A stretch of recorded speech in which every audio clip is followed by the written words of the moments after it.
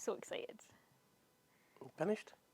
Yeah, I'm just setting up my new phone. I can see that. Is that your new work phone? This is my new work phone, and the most exciting thing is Uh-huh. I've now got Teams on my phone. Oh, you've changed so much.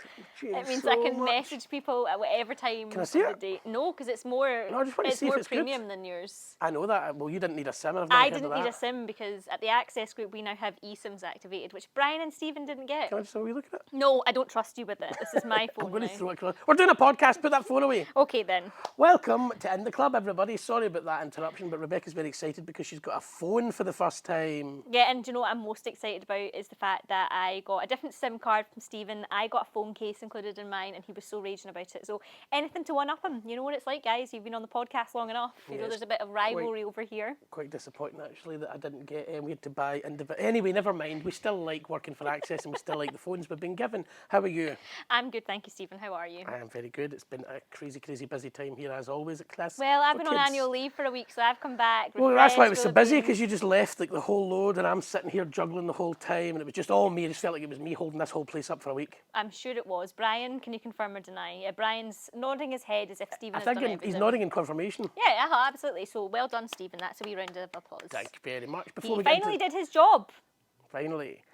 Before we get into the podcast today, we've done lots, right? And I just want to reference some of it over the last kind of month. We've got a great guest today, but we're not long back from the Blackpool Cup. We're not long back from Louise Bruff's mastermind session, from Brian being out at a Drama Tots shoot. He's waving across there, you can't see him. And Res Diary. This has been quite a month. Yes, it has been. Tell us a little bit about Res Diary.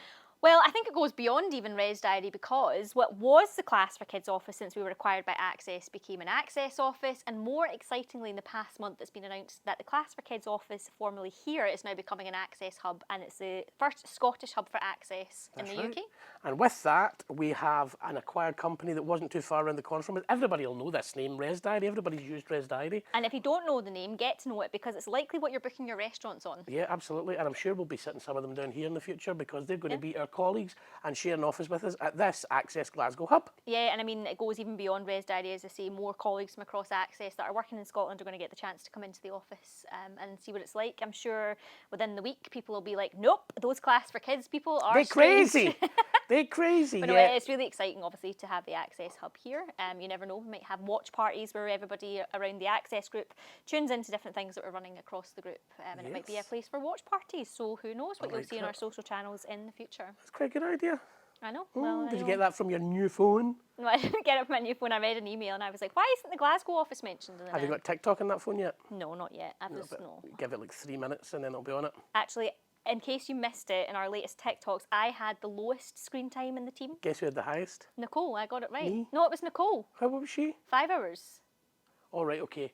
Look at you, you were so proud as well. No, when I double checked it, remember? It was 5 hours and 58 minutes. Oh, but well. Felicia would only allow me to report on the 4 hours odd. Anyway, we digress. We talk about new phones. So anyway, back to the podcast. Yes. Back to who's featuring. Who have we got on this week? We have Sophie from Cheer London Allstarz. Yes, a very exciting and very unique podcast, I would say. We've only ever had one other cheer school on the podcast before. But as we've said, we do continue to see cheer as a dance discipline grow and grow. So yeah, it's great to have another cheer school on. I had some pom-poms out when she was here. I didn't end up bringing them out because it turns out it's not that kind of cheer. No, I think that's maybe to do with like stereotyping back in like the early 2000s when films like Bring It On and things like that were out. But what we actually learned that cheer is much more about sportsmanship. It's about building the foundations that are core to other sports, and also about teamwork and community building. And Sophie was honestly such a breath of fresh air. So much energy, so tenacious, and I just think she was a brilliant person to have in the office, and a great episode coming up for the listeners. Well, there's a great intro. Let's go straight into it. Here's Sophie from Cheer London Allstarz. We're here today with Sophie from Cheer London Allstars. Yay! Who is visiting Class for Kids for the first time. How are you today? I am brilliant today. I've brought the sunshine with me from southeast London all the way up to Glasgow, so I feel like I packed it. It is the first time it's been sunny in a long time, so thank you, sunny Sophie, for Not bringing even that, the like, sunshine. In the morning, there was actually sun coming in my windows. Yeah. You know, it was like, oh, But it's like Is it in here? Scotland, like we open the curtains and you're like, oh, what's that blinding Maybe. light coming in? So thank you. And first time ever on a podcast, we were just chatting about that before. How you Yes. feeling? Do you know what? I'm actually really excited. I feel like when it comes to the Cheer London Allstars and who we are and what I can speak about it all day long. So I feel like I'm actually really excited. Yeah, excited to be here. Thanks for having me. You are very welcome. So you're from Cheer London Allstars. Cheer is kind of this thing that we've been hearing in the background, a bit of Everywhere. conversation, especially in the dance space, about how it's kind of up and coming in the UK. Obviously, really popular in America and has been for many years. Popularity there to some degree in the UK, but it seems like it's on the rise. So what can you tell us? What inspired you to start a cheerleading academy? And yeah, tell us a little bit about the cheer scene in the UK. Cheerleading is just an incredible sport because it is so team based. And obviously, I've mentioned earlier that, the Spice Girls for me was like part and parcel of growing up. Who was your favourite? Oh my gosh, do you know what? My favourite growing up was Jerry, obviously. It has to be. But when I saw them live in London, oh my, Sporty Spice. This is my favourite. What a woman. She can sing. She can sing. She's got some lungs on her, Yeah, hasn't she does. Yeah, were they all there? But there was No, Victoria. Victoria. Oh, she was my favourite. Was she? And the Maybe- Spice Girls, she was. Yeah. Sharp Bob, isn't it? Maybe we Yeah. could try like tagging them in this podcast. Oh, and they'll see if they'll share it. definitely- Oh, yeah. absolutely, absolutely. But so I was really kind of brought up around that and that female empowerment, and I was in the dance industry, performed professionally, and kind of like kind of fell back into doing cheerleading as part of dance teaching in a very different setting, and just totally fell in love with the sport. And then it is just amazingly snowballed from there because there's this incredible togetherness, there's this like empowerment, this teamwork that I believe in the sport and everything that it kind of Yeah, it kind of seems like a foundation sport in many ways. And what I mean by that is it's kind of like the skill set that people learn there, they could apply to loads of different things. So I'm assuming you could bring a lot of that learnings into gymnastics, like from core skills that you take, but then also the teamwork side of things. Like that's something you can bring into professional careers in years to come. So it kind of seems like it's a foundation for like life skills in a way. Absolutely. And it's like it's working on those people skills that you're constantly, you're in a team, your stunts, if some stunts, don't, if they fall or there's an issue in the team, you kind of take on that as a collective responsibility, as and it's not finger pointing, you let this drop, you did this. It is the collective, it is about the team and the skills that they learn, especially confidence building as well, because I used to say to my kids that we would teach, and they'd be like, oh, sometimes when you can feel the energy's a bit off, and I'd be like, your friends are probably at home playing on their phones, watching telly.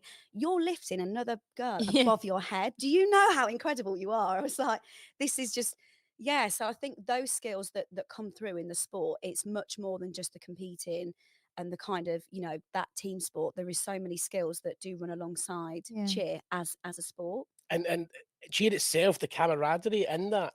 And the way that, having seen the videos and every single player in this play is needed. Absolutely. You spoke earlier on outside to one of our salespeople, Sophie, about what's it she called it? When she said, "Have you got a no nonsense?" It wasn't no nonsense. So she spoke about making sure that everybody was there. Yeah, absolutely. So that if there is a performance, everybody's so key to it that if in some clubs, if somebody's like, "Oh, I'm not coming to the practice this day," they're out. But you're not like that. So we do try to enforce that, because within cheerleading, if you've got a stunt team, someone's missing, that stunt team can't go up.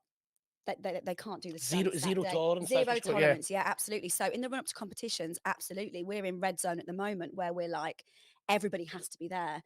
We understand there's illnesses, Yeah. there's school events. So we do have authorised absences. We're like, school discos are not authorised absences. Oh no. Just to let you know. But so we do try to, really enforce that as best as we can. But we are community grassroots. So we do understand that side of it. But as a sport, accountability, being there is so important. I think it's So it's great. important. It makes the team tighter, I think, because you can't be throwing somebody from this side to that side and then going, "Oh, they're going to be off today." Yeah. And you're like, "Whoa, this person's going, what? They've been catching me for weeks." It's We're all like they're good. mid-air being like, Yeah, like Stephen's not there. Yeah, somebody 2 foot smaller comes in and you're like, "Whoa, cat." I don't think it's going to work. No. So yeah, Really important. And like with the grips and the way they have to catch and the technique, you need to be there to catch your flyer. Yeah. And it one person's missing, it affects your entire training session. So we are, you have to commit if you're gonna. And you know what, our kids do commit. They understand the importance of being there, and the parents do as well. parents are brilliant. They understand. Sometimes they don't when they first join, and it feels a bit like, ooh, and they come and do the first performance and they're like, oh, we get it now. We understand what the sport looks like, because they Yeah. see that everyone has a place, Yeah. everyone is needed. You know, you can't actually hide someone in a cheer routine, because it is, Yeah. you know, I think one thing that's interesting on that is obviously your retention rate, right, is going to be like pretty much what 100%. Like, you know, you're taking kids from one age right through to the, you know, whatever your maximum age cap is.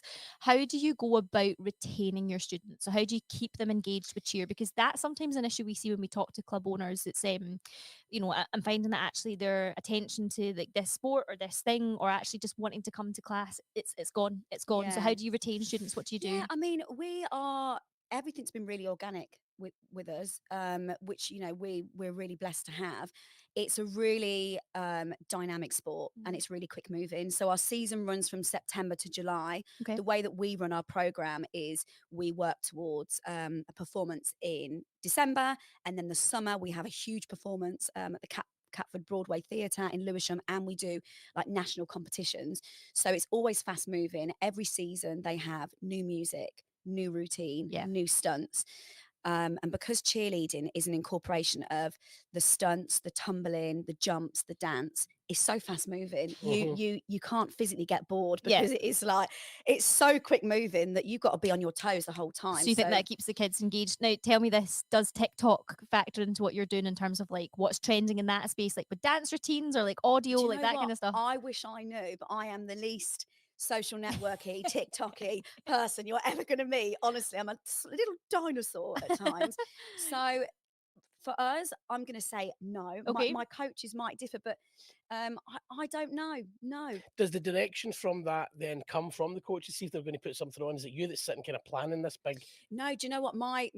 Our coaching team are incredible. So they will choreograph their routines, you know, their stunts, because we do go to competitions. There are compulsory elements depending on level, depending on what level the teams are at, that they have to have in their routines. But our coaches are so creative. They're fantastic. So that's all in their hands. If they need my help, they can come to me. But they're yeah, I mean, I think I talk about them all the time, but I feel like I have the best team in the world, because they are so independent. They will go and create and work, and they're so proactive with what they do. If they need me, I'm here. Yeah. If not, the ball is rolling. So you're the Lovely. program director Yeah. and founder of CLA. So what does that look like in a day-to-day role? Because you're saying there your coaches are kind of like, you know, running the classes and you're there if you need them. What is it that you're focused on then day to And, day? and was it always that way? No, gosh, there must have no. been, I Yeah. imagine, a kind of handover moment. Yeah, I mean, it's kind of done a bit of a 360, really. So it was me. I was literally delivering the sessions, running the business, chasing the payments, doing all of that. And then, you know, there's moments of growth where you're like, okay, and I was speaking about it earlier, we won't talk about it too much, but the pandemic for me was I thought I'd lost everything. And I was like, it's gone. And I was so devastated, because for me, it's one of my biggest loves is the business, because I've grown it from this beautiful space of real community, real grassroots. And I love my job so much. It was just felt really unjust. So for me, on the back of the pandemic, I had this fire where I literally said, if it comes back bigger and better than it's ever been. And this is it now. We hit the floor running. And then ever since then, I've kind of taken on opportunities, open opportunities, taken on more staff. In terms of the staff we have are, you know, coaches that have come up through the program that were Amazing. kids that have then gone off to university, come back and have been like, I want to coach for you. And I'm like, we want you, because Yeah. they're trained up and ready to go. So my job looks really different now, because I have this incredible team of coaches that go out and deliver. I suppose sometimes I feel like I'm firefighting, because you're like sorting this, sorting that. But rather than being in the business, I feel like I'm kind of on top of it, looking in and doing all of the growth stuff to move it to the next level, like to keep us moving forwards. And do you know what? If you asked me this 5 years ago, I would never have seen myself sat in the position I'm in now, because it is sat on a laptop most days. Yeah. But I get to do all the stuff that I love. I get to go for meetings with the schools and talk with people. I get to deal with, you know, like the parents to a certain degree, where it's all the kind of moving forward stuff. So we have an office manager who deals with the kind of admin side, so to speak, but I get to do the growth stuff now, which is I get to be here, which is Yeah, really we do. exciting. Wow. So yeah, I feel like I have the best job in the world at the moment, which is really nice. And the growth element then, I guess, like what was your journey to growth? So first of all, kind of what are your coach numbers, your student numbers? And then when thinking about growth, what do you think was the key thing that propelled that? Was it hiring the right people? Was it Mm. like, building a strategy to growth? And how did you go about that? Yeah, so when we came back from the pandemic, we kind of retained all of our kids pretty Mhm. much, which was amazing because we have this incredible family community kind of setup that we have. But to be honest, our club teams we probably only had about 80 or so children Mhm. in our club teams. We heavily relied on our work within the schools. Mhm. The schools couldn't go back, they wouldn't have us back. It broke my heart, but I understood because, to have an external person in on the back of the pandemic. But now we're kind of at the place, I mean, we're so blessed. We work with just over, 1,200 children a week we work with. Amazing. Like, wow. Yeah. Wow. Across 4 schools, was it? Is that So that's no, I mean, we're in about 25 schools in what? Southeast London. Amazing. Yeah. And we have, I think it must be about 35 classes a week and teams that we have. So yeah, I mean, with the kind of coaching side of things, it was when I had coaches that wanted more work, I passed the classes that I was delivering onto those coaches so then that was, and for me, I had these incredible people because they came to us as children, they've trained up. So without knowing it, I trained up these incredible coaches because they were part of our program as kids. And now they're like, I want to coach for you. My second in command, Lily, is an incredible manager, and she was one of my first ever kids when I started the business. She was in year 7, Yeah. came up through the program. She went off to Erdang, incredible dancer, and she came back and was like, I want to coach for you. And I was like, brilliant. And she is like a bit of a clone of me, apart from she's really strict, and she makes me have boundaries now. She's like, boundaries, best up. She just says, you no, we're not doing that. I think we need to have stricter. Yes, we have to do that. What's Stricter her name again? boundaries. Is it Lily?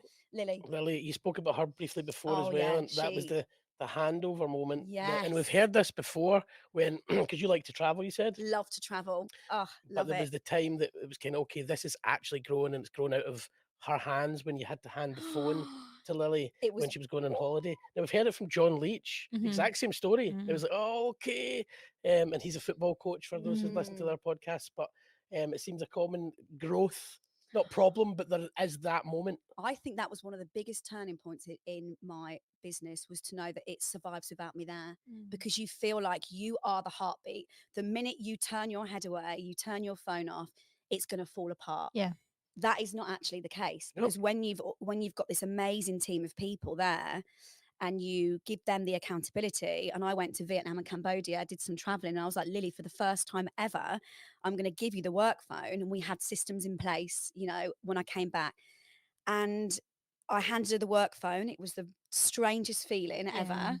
And it's like giving a child away. Here, take the baby, take the business. And I came back, and yeah, just done a brilliant job. And I was like, and I think that was a real turning point for me. It sounds like that hire sort of been the thing that's allowed you to delegate, to step back from the business and look in on it, and sort of really think about what you're Yeah, doing. So absolutely. you talked kind of about growth and sort of looking in on the business. What does that look like? Sort of, if I was to ask you the next 3 years, what kind of your aspirations for Yeah, CLE? so we are Southeast London, and obviously, when you're looking at growth, there is a kind of thought process, and people have said about, maybe franchising out, and I was like, no way. Like, we are Southeast London. We started there, we'll remain there. Mhm. What we have is amazing, and it has such an amazing heart and sense of community. For me, it's about spreading that throughout Southeast London. We really want to get into more schools, because we see the positive impact that these schools we work with, and the children, what just for their confidence, it's just incredible. So for us, we really want to get into more schools, because once we're in the schools, we're there for years and years and years. Like, we have such great relationships with the schools that we work with. It's very interesting, isn't it? It's unique to what we spoke a little bit about earlier on, and I was a bit like, Okay. I think it's unique in the sense of the model and the success that you've Yeah. had on it. I think more club owners definitely aspire to get into schools. It's how do you go about that? Like, what's the practicality of it? But it sounds like most of your bookings are kind of in the school space. So, But more in the okay, Mm. not franchising, but yeah, we want to dominate, but we just want to dominate here. Yeah, because yeah. it's that famous saying, you can't be everything you want to be, but you can be everything you are. And I know that one of our amazing things about Cheer London Allstars is the heart, is the community, is I mean, I'd love for you to come to one of our big events to see it in I think person we because will. I feel like it would blow you away. Because even now, it makes me quite emotional thinking of it because we do have this. I've never seen it in another cheer program. I mean, cheer programs are close, they are tight knit, and I'm sure they have similar to us. But in terms of what we have, it is really special. Um, so yeah, it is that keeping that heart, keeping us all on the same page, really, with the same morals, with the same ethos. Mm. And in terms of getting into schools, up until now, all of our work in schools pretty much was word of mouth, teachers talking to teachers, getting into new schools. I've spoke to this teacher at this event. We're now looking into kind of proactively going into more schools to deliver, to show what we have, Mhm. and seeing how we can make that work. Especially in secondary schools, we offer coaching programs where, for scholarship places, where they get their competitions, their fees, everything paid for. We go in and we train, the kids that really show a flair for coaching. We train them up and we qualify them to be cheer coaches. So it's just creating these opportunities, really. And who do you think the key person is to speak to? Somebody listening to this podcast is like, right, I'm really inspired. I want to go and try and get into schools in my local area. Like, who's the person they should speak with and how do they get in contact with them? Yeah, I mean that this is something we're still playing around with at the moment. But it is like the key decision makers. I think it's really hard to get into schools because you have the gatekeepers, and the office staff have so much work to do. Mm. You can imagine it's just like kind of another email comes in and it's missed. What I really like doing is going into the schools. If Mm. they can somehow get even just a sit down with somebody, Mhm. Yeah. for me, especially if your business, like me, is really part of who I am, when I sit down with a key decision maker, a club leader or SLT within a school, and they see your passion for the sport, you know, they want that in their school because they know it's going to really benefit the kids. Mhm. You're not just going in and being like, this is our model. Yeah. I will say, like, how does what is your female participation like in your school? Like, how can we help you with that? Because we've just done a new school yesterday. We did a trial session and we had like 65 children from year 7 to 11 turn up, Mm. females, Mm. students of a school. And I'm just thinking, it's incredible, Yeah. getting females in sport. It can't hurt 65. that when you're sitting in front of these people when you do. I mean, I really like that. Like, and that's some advice for people out there. We've had Keris talk about that before Yep. as well on the podcast. You can send emails, you can send letters, go to them. And I think Yeah. that what's helped you guys as well is that you're not a foreign voice coming in terms of like from other parts of the UK and whatnot. Yeah. It's your mantra that we are South London. We are Southeast They are London. Yeah, Southeast we are. London. We're going to get it on a t-shirt. Yeah. And like, so you're sitting there with them. That's going Yeah. to come across as well. They're Mm. not bringing in a franchise No, absolutely from not. somewhere else. It's kind of like, okay, we see the whites of your eyes, and we understand that you understand us in this Yeah, area. and we also bring the kids together. So we do a big show at the end of the year. All of our Southeast London cheer teams come together. Mhm. Yeah. The kids meet each other. They see each Mm. other. We're in, all the kids. We've got an amazing guy that we work with who does all of our team individual t-shirts. He's like a small business, hashtags there. He does all of our branding. So every team has their own team logo, their team Oh, bows. nice. And it's a real sense of, and they all meet each other, and then some of them then come to our club teams, and it's just, again, it's a community. It's a real bringing together of this sport within the Southeast London schools. Southeast London is one of the most kind of multicultural areas in the whole Oh country wow, as yeah. well. So like, you must have people from all walks of life. Yeah, and that's definitely what makes us, really. We're so diverse, Mm. and we are so open in terms of, irrespective of financial background, your child has a place to train within this sport with us. We always make it work. Mm. That is one of our real kind of ethos things, that every child has a place on our Yeah. program. So I think that also instills this real sense of community and like togetherness, Yeah. really. And I think you've got kind of a few strands running through that. It's almost like what's your sales pitch almost going into these schools. And it's Mm. that kind of leaning into the sort of mental well-being, the benefits of doing the sport together, and also the female empowerment angle, sort of really interesting, and actually giving young girls who maybe are lacking self-confidence, aren't quite sure of who they are, like this space to just go and sit with other kids and, you know, learn like a sport that's going to be really interesting. And I guess that kind of leads me on to my next sort of thought process around how cheer is becoming more popular in the UK. And I guess you're kind of almost paving the way to success. Like, where do you think the industry is going to be in the next 2 years? Like, how many cheer academies are we going to see Gosh, popping out? do you know what? I was speaking about this earlier. That this year, I think all the event providers have just sold out really quickly Yeah. because cheer is just becoming huge, and that is so amazing for our sport because it's really turning a corner in terms of making the sport accessible and also having a sport that incorporates, you know, the gymnastic element, the dance element, the fitness, the strength training. I mean, I do CrossFit, so I like to lift. So for me, I'm just like, wow, these kids, they're lifting other girls above their heads. It's absolutely incredible. So We'll try it later, right? yeah, I can't wait to teach Which you way? guys. Which way No, round? you, are you we try doing you try it? and lift me. Right, okay. There'll be Check out ambulances You called. can be the flyer. The flyer's the one on the top. Oh, of it. really? Yeah. Okay, we need this terminology. So the flyer's one on the top. Absolutely. What's the one on the bottom? Bases, Bases, back Okay. spots. back spots. Yeah, Okay. the back Okay. spot That's we smart. say is the scaffolding. You're the scaffolding Okay. holding it up. Your bases, I love to base, love to be on the floor. That's the, you know, the strength. And the flyer, people think it's the smallest person, but it's not. The flyer at the top of a stunt has to have incredible body control Okay. to be at the top. So But not they are Stephen like then? I don't I know. mean, no, I could barely control my blooming mouth. Do not let him be a flyer, Sophie. Like, that is your And we only might, thing to do. obviously, later on this afternoon, you're going to come out and do some demonstrations for us. Absolutely, We can maybe absolutely. get some of the staff members being the flyer. Now, Stephen's Yes. usual line, Sophie, I'm just going to caveat this with his, I'll do some filming. He's not doing filming today.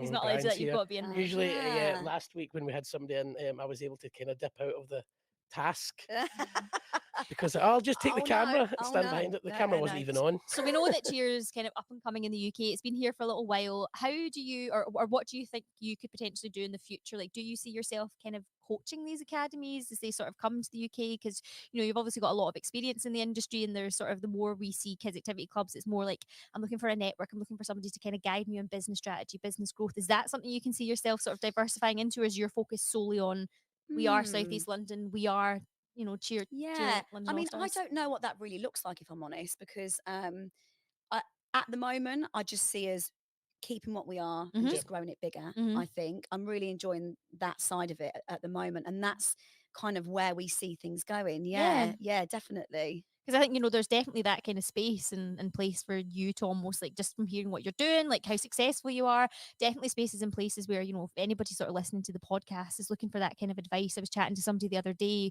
and I'd asked them, do they use Canva? And they said, well, no, I don't actually. What is that? Because I've actually seen a session with such and such. Canva. Yeah, no, we're big fans of Canva. Oh, But I they were think we sort of, mentioned that more than anybody else. we in the do. I pod. know we should If start you are getting, listening, Canva, come on. honestly, It's been No. 2 years. I love a day on Canva. It's one I of know, my it's favorite great. days. I'm like, work day.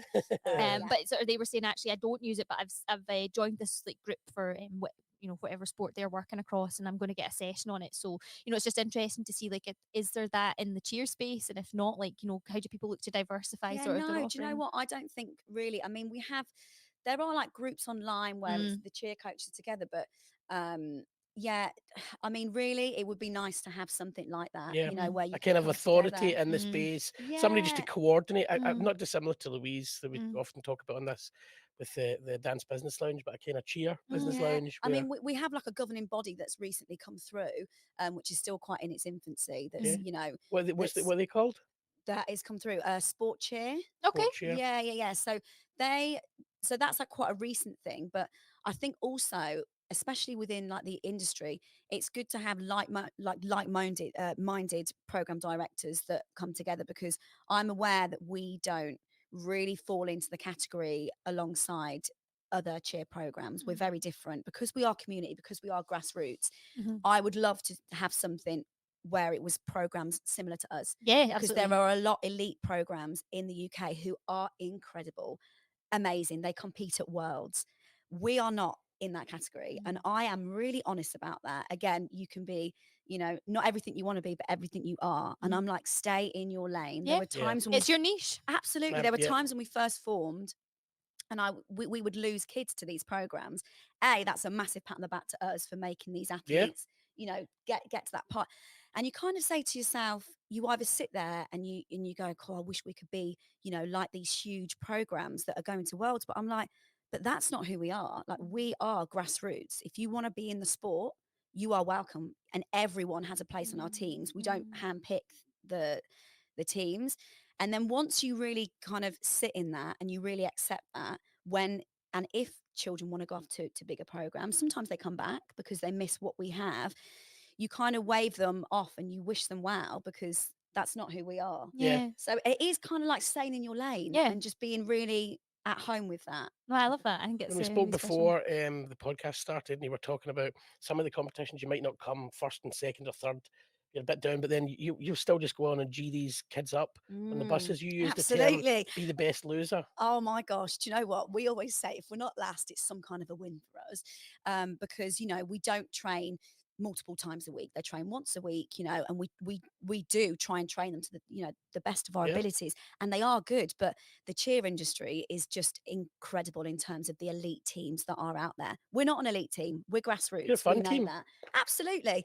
And I was saying earlier that we used to go on the coaches at the end of the competitions, and I'd give them all, right, guys, and they knew what was coming. I said, you might not have won today, but you're all winners in my eyes. And it got to the point where they knew it was coming every time. And you know what? They're at home with who we are and what we do. We don't go to the competitions to necessarily compete. I just want to offer that opportunity, and we want to offer the opportunity to the children to kind of, for them to be a part of it, because they are incredible days when they go to the comps and they have like all the dances and the awards and they cheer each other on, and all the parents get together. It's a really amazing opportunity. So we like to make sure we can still give that to the children. So, I mean, it sounds like an amazing business, sounds like amazing fun. It sounds like you've got a kind of market that you want to conquer all of. Where did we fit in, and where did we come along? Class for Kids, heart eye emoji. Yeah. I love it. Do you know, like, I love that because Honestly. we were described as organisation that slays, and now we're getting heart eye emojis. I love You it. are Love heart emoji, honestly. So, I mean, my system that was in place before Class for Kids, I can't even tell you how ridiculous it is. Was it spreadsheets, WhatsApps, Facebook messages? Oh, it wasn't even. Don't tell me was it paper? Oh God, yes. No. And highlighters. Oh, okay, well, I like colours. No, I you like can't. the You can't like highlights. No, I mean, I like highlighters. I like the plan of organisation there, but Class for Kids is the best, obviously. No, Yeah. no Yeah. paper, no spreadsheets, no highlighters. Let me tell you, the difference it made in the scaling of Cheer London Allstars is a lot of it is down to Class for Kids. That's why I am #1 fan. I think I need a badge. Do you need a with foam that. finger? Well, we've Yeah, got a foam badge. finger. We've got a badge. I think we have a foam finger as well Yeah, somewhere. We do. We've got a lot of weird Both stuff. of Okay, those I want to pick up on that then. So you said it's in terms of helping you scale, it's been a huge thing. Tell me, what does Massively. that look like? Massively. So everything before was literally this huge, thick packet of registers that had different highlighters, different colours, different post-it notes, and it made sense in my head. Everything's in my head. It's in my head, and I feel like I was cheer coach / debt collector. Literally, our fees were due, the third of each month, and then you're chasing 95% of people. But do you know what? It's not just chasing, because our parents are busy. Yeah. They have busy lives. I think they are super mums. The majority of our parents that we deal with, 85-90%, are the cheer mums, basically. And I get it. And it's hard to remember when you have to pay things. So as soon as we started, we had Class for Kids in place. And that on the first of each month, bam, it's out of your, it's taken. It's green if you've paid. It's red if you haven't. I mean, could it be any more simpler? I don't think it could. And I was like, are you telling me I press a button and it reminds them? And I just couldn't get over the actual ease of it. And then suddenly we've got all of our schools teams on there. We've got our monthly subscriptions. Yeah. And you see the monthly subscriptions going up each month organically, because it's a really simple process. You give them the link, they sign up, and also for GDPR and also, health, medical records, everything is in one place. And my poor coaches, I used to print off their registers. They'd give me a little eye roll because I feel like I'm a dinosaur. And they'd be like, they call me Fee. They were like, Fee, registers, this has got to be an easier way. Suddenly, Class for Kids, they were like, absolute game changer, because we coach so many classes. And, you know, one of my coaches, Samara, incredible coach, she is full time and she is in the schools and she's at club teams and she's 6 days a week non-stop. And she literally, everything is on Class for Kids, all in one place. She, you know, she runs it off the work tablet, done, easy peasy. So really, that kind of, it runs itself, if that makes sense. I just feel like if you can get systems in place that take that workload away, you are winning, because then it gives me the mental capacity, the space to focus on the next things, because that side of things, Class for Kids have taken care of it. Yeah, You must hear that all the time. we do, and you it's kind know? of like we always think of ourselves as the tool that's running the business 24/7, 365. Absolutely. Like we're just there all the time. You can be taking bookings over the Christmas holidays if you want to be when you're not in business and things like that. And I think I like the kind of when you mentioned the first of the month and you meant subscriptions, because that's when we sort of run the subscription payment method. And I think that's a key feature of Class for Kids that's really pivotal in terms of scalability, because that is the prediction of what your income's going to be. Absolutely. as What it you done regulates it. actually before we started the interview, we met Connie. They just Yes. happened to be in the kitchen. I said, "Oh, Connie. Connie, this is Sophie," and she's like, "Connie, you set up my subscriptions." Yeah. So and She you, held my hand, basically. yeah. Well, you were in a bar. Oh my god! Yeah, I don't know where I was actually. I was probably at Aperol Spritz and Favorite. just, you know, oh yes, Two of just them. making changes. I was really scared because I am not tech savvy. However, everyone at Class for Kids has literally held my hand all the way through. No matter how much support you want, I'd be like, "I'm really sorry, Connie, it is me again. Could we have a call?" And she was like, "Sophie, absolutely. Tomorrow, let's sort it." And it was a case of fear of the unknown, and it felt like a risk. But when you actually have it all set up, there's no risk in it. It's a no-brainer, really. Well, the subscriptions especially, that's kind of like, as I say, what regulates it. But then you know that month to month I've got this coming in, so therefore I can plan to spend here, or I can know that I can invest more money in advertising here. Yeah. And I think, again, like touching on that at Class for Kids, like one of the things is the bespoke sort of, you know, you speak to somebody in sales, you get onboarded by an account manager, and then you can be passed on to support. It's that kind of thing. I think we had a sort of big company presentation just last month, I think it was, and sort of our CSAT score, so our customer satisfaction score, was sitting at 98.4%. So it's like that kind of bespoke service and sort of, I guess, you know, hand holding to a degree, but it is, you know, if you're afraid and you are tech savvy, we get it. Like, you know, setting up these things can be scary, but like you've said, now it's the thing that just runs constantly, and actually you and your coaches can focus on the class content, growing the business, like what are we doing in the community, like those kind of things. And that's why Class for Kids is that kind of tool that supports. It's like the foundation to support all those different mechanisms. Definitely. So I'm glad it's heart eye emoji. Absolutely. And it's also, you know, you as a business owner, you just want ease all the time, and also to know that you are supported, because if something happens, you can get on a call with someone, and it's not, you're not speaking to someone that's over in America, and it's the time difference and all of that. It's like, you just want ease. The easier it is, the better. Life is great when it's easy, isn't it? Yeah, like, it is, yeah. You know, so the easier that it can be, and it does feel like that. We've got an office manager, Stacey, again, she's incredible, and she also loves Class for Kids. It's made her job really easy. So I feel like it's just helped everybody across the board, just kind of manages that side of things. Then we can just look forwards now. Okay, favorite feature. What's your favorite feature? Oh, favorite feature? I've got loads. It's the red green buttons. It's like, you don't have to be going through the. If they've paid, it's green. If they haven't, it's red. Simplicity then. It literally couldn't be any Yeah, easier. you mentioned several earlier as well. You're talking about the auto enroll as well. Oh, Like that. I love it. So with our schools teams, we run like a different kind of format. We it's half termly. And what we really love is, especially because we're a team sport, so this is actually really poignant for cheer teams. You don't want new kids, as in a totally new set of kids every half term. That doesn't work for us. In this sport, we want the same kids from September to July, the whole season. So with the auto enroll, we literally auto enroll, then they go on and they pay. New children can join. Yeah. It's the same kids. And that for me is like, especially with a team sport, it's worth its weight in gold. And it's easy for the parents. They're like, well, you just have to go onto the basket and press. Yes, that's all I you need to suppose for do. people that are listening in and wondering what auto enroll is, that's what we call our rerun and auto enroll. And it's literally like, a 5-minute setup process where you copy and paste everything from the amount in class, the kids that you want to go into those registers, and the payment details. And then, of course, you can change dates and things like that if you're wanting to, prices of classes. But it is literally like a copy and paste, copy that term, So change these easy. little details, and then get it out to parents, and then they can pay. Before, it was a week process, generating invoices, emailing everybody individually, then getting it was such a huge process. Whereas in now, it is 10 minutes. You just load a new term, click, bam, done, sorted. So it goes from a week to 10 minutes. So there you go. There you have it. That's the golden piece of Hard information. Right, We'll need to work emoji. out those hours. How Yeah, I many know. I hours was that trying to is do an hour. 24 times 7, but I couldn't do it. Yeah. I'll get my calculator Quick out right now. maths, Right. Okay. quick maths. Quick maths. Okay. Like, okay. So it's, I mean, I think we are delighted. It's always the same when we hear nice stories from like when the software has been able to help people grow, support them and things. And it's brilliant to have you as part of the Class for Kids community, as we call it. But I think will we wrap there? Yeah, I think we can wrap it there. But my final question for you then, Sophie, is if I was to say, where's Cheer London Allstars going to be in 2 years, 3 years time? Where do you see I could give you the answer to that. Oh, go on then. They are South London. We are South London, yeah.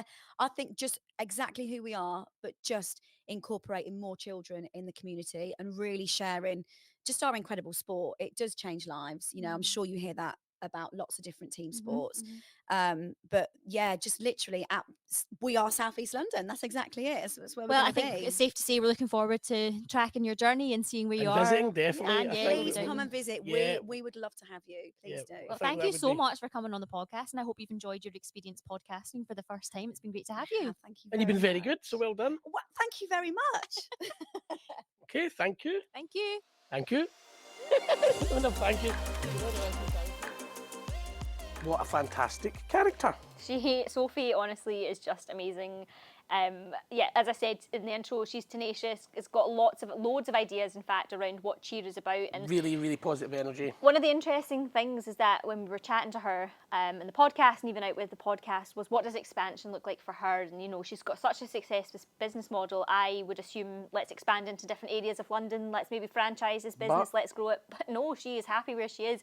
And I think that's something that, for me, is, you know, growth doesn't always look like more venues or expanding across different locations. It could just be, we're going to be the #1 cheer school in this area, and people are going to come to us because we have a really good unique selling point. We've got really good values. We've got really good people coming to the school. Parents are happy, kids are happy. And what is it that she said? We are South East London. They are.